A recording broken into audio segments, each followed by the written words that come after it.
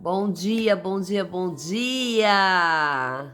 Glórias ao Senhor, Ele ressuscitou. Bom dia para você nesse dia de Páscoa, como você está? Eu espero que você esteja bem nessa manhã, que o Espírito Santo possa entrar na sua vida, fazer tudo novo, fazer um novo nascimento, um novo começo, uma saída da prisão, uma saída daquilo que te aprisionava. Nessa manhã é um novo tempo que comece. Traga essa Páscoa para dentro de você, essa simbologia pascual para dentro de você, do novo renascimento, do novo começo, do novo tempo, de uma vida sem escravidão, de uma vida sem prisões, de uma vida que traz Cristo para dentro de você, de uma vida a qual Deus deu a possibilidade de entrarmos na vida eterna através da morte e ressurreição de seu Filho Jesus Cristo. Que esta manhã Jesus Cristo possa adentrar a sua alma, a sua mente, o seu ser. Que nesta manhã Jesus Cristo possa mudar os teus pensamentos, o teu cativeiro, que nessa manhã Jesus Cristo possa trazer algo novo para o teu ser, para a tua vida. Que Deus abençoe você nessa manhã de Páscoa, que Deus abençoe você nesse dia especial chamado hoje. Muitos comemoram a Páscoa do chocolate, a Páscoa da entrega de presentes, mas eu gosto de comemorar a Páscoa de Jesus, a Páscoa de Cristo, a verdadeira Páscoa. O que traz a verdadeira Páscoa dentro de você? O que você traz dentro de você sobre essa verdadeira Páscoa? O que essa Páscoa renasce em você? O que a morte do Cordeiro renasce em você? O que o ressuscitar do Cordeiro renasce em você? O que pode estar fazendo em você esse ressuscitar? De que maneira você está deixando Jesus ressuscitar dentro de você? Ou o teu Jesus já está morto dentro de você, que você apenas diz que ele está aí, mas que ele não tem poder para mudar, que ele não tem poder para transformar, que ele não tem poder para curar. Quando nós nos entregamos, quando nós baixamos as nossas mãos, quando nós nos entregamos às aflições, às dores da nossa vida, nós estamos dizendo que o nosso Cristo está morto. Quando nós desacreditamos nas portas abertas, quando nós desacreditamos do amor, quando nós desacreditamos daquilo que Jesus disse que tinha para nós deixamos o nosso Cristo morto. Então que nessa manhã o Cristo possa ressuscitar em você, que nessa manhã Jesus possa ressuscitar dentro do teu coração e transformar a tua história, transformar o teu ser, transformar o teu ambiente, transformar aquilo que você faz, transformar tudo aquilo que Deus tem feito na sua vida. Que Deus possa abençoar você de uma forma grandiosa e generosa nessa manhã. Que o Espírito Santo transforme o teu ser nesse dia. Amém? E vamos lá, continuando a nossa campanha do livro de Atos. Não podia ser diferente, não é? Ainda temos alguns capítulos aí pela frente.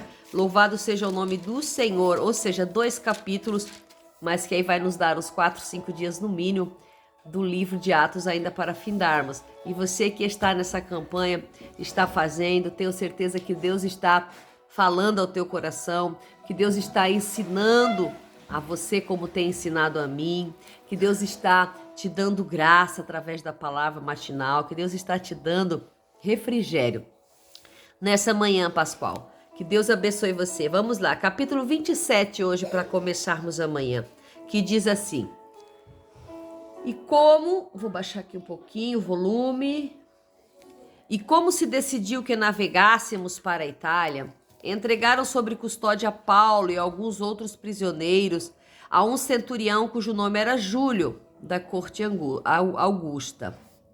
E embarcando em um navio de Adramítio, que estava prestes a navegar por diferentes lugares costeiros da Ásia, zarpamos estando acompanhados por Aristarco, que era macedônio da Tessalônica. No dia seguinte chegamos ao porto descido e Júlio, tratando a Paulo bondosamente, permitiu-lhe ver os amigos e receber a atenção deles.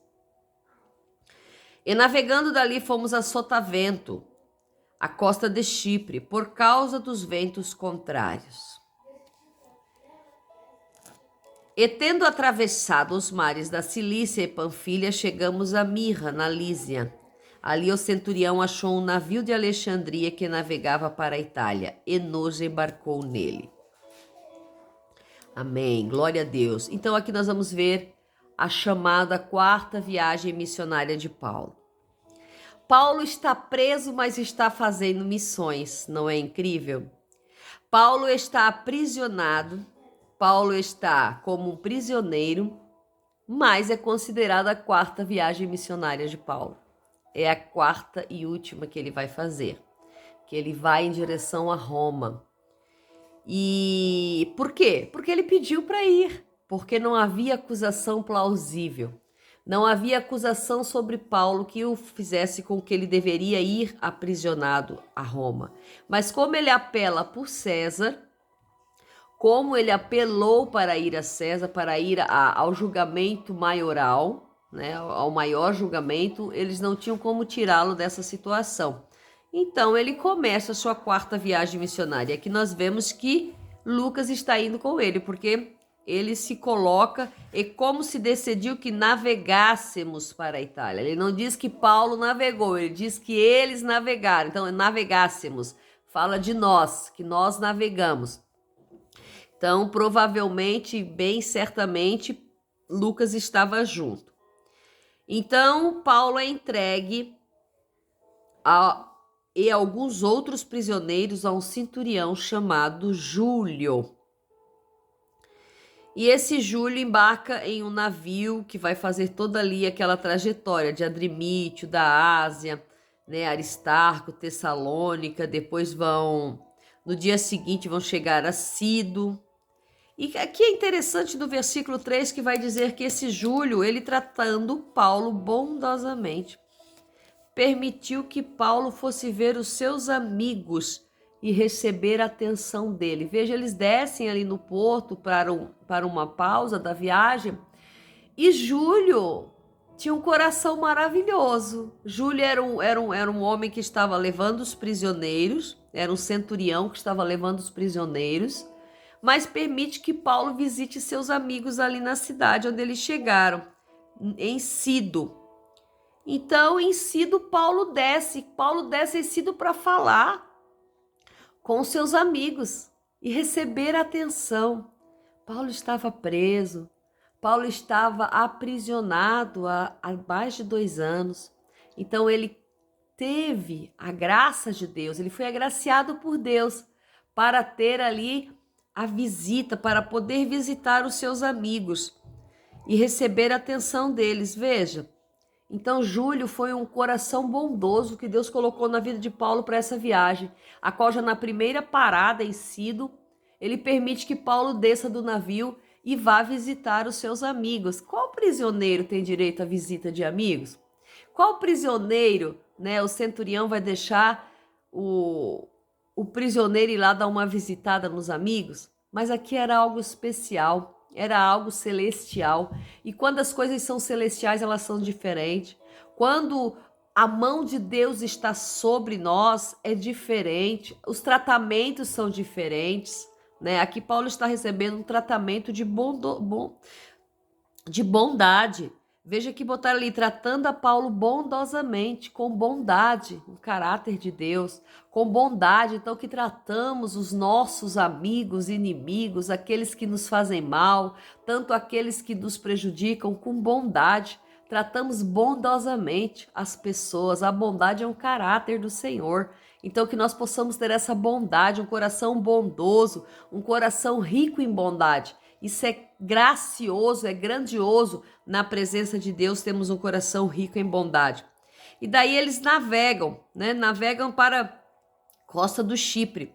Eles acabam parando na costa do Chipre, por quê? Porque tinha ventos contrários. Em todas as nossas trajetórias vão se apresentar ventos contrários. Em todas as nossas trajetórias vão se apresentar ventos contrários contra aquilo que a gente precisa. E você andar contra o vento é difícil.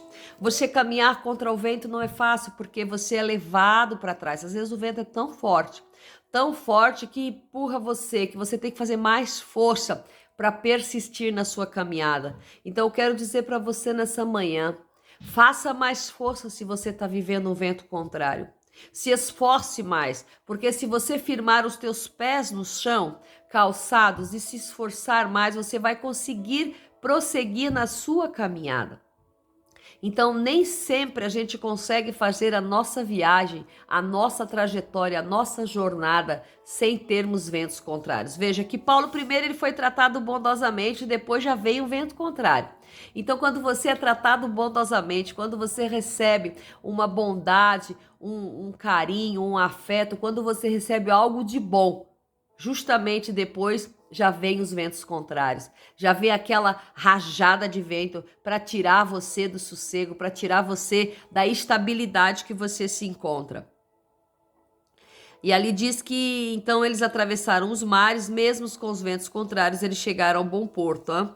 E ali o centurião achou o navio em Alexandria e nos embarcou nele. Então ali o centurião, ele embarca Paulo, Lucas e todos os outros presos em outro navio. Ultrapassaram os ventos contrários, ultrapassaram as trajetórias da vida, ultrapassaram aquilo que estava querendo impedir a trajetória, querendo impedir o caminho, querendo impedir aquilo que Deus tem para você. É necessário que nós consigamos ultrapassar os ventos contrários. É necessário que nós consigamos ultrapassar as dores, as tristezas, os traumas, as desistências. É necessário que nós consigamos ultrapassar as palavras, as falácias, as humilhações, tudo aquilo, as rejeições, os abandonos, tudo aquilo que nós vivemos na nossa trajetória. Tudo aquilo que vem contra nós agora no nosso presente, que veio lá do passado, porque o vento ele vem de frente, então ele vem do passado para nos amedrontar aqui, para nos parar, para evitar que nós prossigamos, mas que nessa manhã o Espírito Santo te dê graça, te dê saúde, te dê sabedoria, te dê saúde emocional e psicológica, te dê paz para que você ultrapasse todos esses ventos contrários e chegue a bom porto. E chegue naquele lugar específico a qual Deus discerniu, Deus já escreveu, Deus já prometeu que você chegará. Então Paulo aqui ele está começando a sua quarta viagem missionária. Paulo está começando já com bondade, mas também com ventos contrários. Em nossas vidas nós vamos sempre ter situações positivas, mas também situações negativas, que nós saibamos ultrapassar a todas elas, porque a nossa vida ela não é uma linha reta. A nossa vida é como um eletrocardiograma. Ele vai em cima, vai embaixo, vai em cima, vai embaixo. E se não fosse assim, seria reto, você não teria vida, estaria morto, porque o eletrocardiograma, quando ele se estabiliza reto, quer dizer que a pessoa não tem mais fôlego, não tem mais batimento, que acabou a vida. Então nós vivemos em altos e baixos, nós vivemos em bondade e em ventos contrários, nós vivemos em situações positivas e também negativas. Então que nós saibamos ultrapassar e viver todos esses momentos com a presença do Espírito Santo e com a graça do Senhor neste domingo. Que Deus abençoe você. Que Deus abençoe a sua casa, a sua família, esse dia festivo, que você consiga entender o verdadeiro sentido pascual, que você consiga entender a verdadeira comunhão do Cordeiro, que você consiga entender a verdadeira partilha do Cordeiro. Que Deus abençoe você e que o Espírito Santo te aconchegue neste domingo. A paz do Senhor Jesus.